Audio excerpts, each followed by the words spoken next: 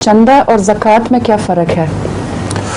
ज़कात तो एक इस्लामी इस्तिलाह है और माल के 40वें हिस्से पर देना ज़रूरी है, और वो माल जो 1 साल तक इंसान के पास रहे उसका 40वां हिस्सा देना होता है।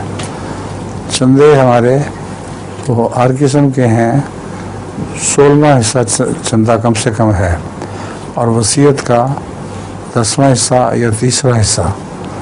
तो चंदे बहुत ज़्यादा हैं और ज़कात से भी बहुत ज़्यादा हैं, मगर ज़कात अल्लाह ताला का हुक्म है, उसको भी पूरा करना चाहिए, और चंदे अपने तौर पर जिन दे सकते हैं दें। हुज़ूर सल्लल्लाहु अलैहि वसल्लम के ज़माने में ज़कात बड़े एहतमाम के साथ बाकायदा वसूल की जाती थी और उसके मुहस्सिल मुकर्रर थे।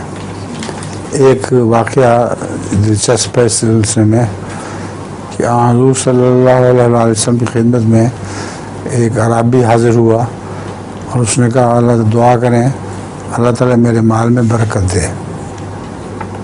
उसके माल में बहुत बरकत मिली, एक वादी से दूसरी वादी तक वो माल भर गया। जब उसके पास ज़कात के लिए आदमी गया तो उसने बड़े तकब्बुर से कहा कि हम मेहनत करते हैं और पालते हैं जानवर और उनको बढ़ाते हैं, तुम आ गए हो मुँह उठाकर ज़कात मांगने के लिए। उसने वापस जाके यही बात बता दी रसूलुल्लाह सल्लल्लाहु अलैहि वसल्लम को। हुज़ूर सल्लल्लाहु अलैहि वसल्लम ने फरमाया, आइंदा उससे हरगिज़ कुछ नहीं देना, उसको अपने हाल पे छोड़ दो। उसके बाद उसको ख्याल आया और वो शर्मिंदा हुआ। उसने फिर कोशिश की देने की, रसूल सल्लल्लाहु अलैहि वसल्लम ने फरमाया नहीं, एक तिनका भी तुमसे नहीं लेना। उसका माल इतना बड़ा कि वादी से वादी भर गई। हज़रत अबू बकर के ज़माने में गया उनके पास, उन्होंने भी इनकार कर दिया। हज़रत उमर के ज़माने में भी गया, उन्होंने भी इनकार कर दिया। क़ज़ी के बिल आखिर अपने उस माल के साथ हसरत के साथ मर गया और उससे ज़कात वसूल की गई।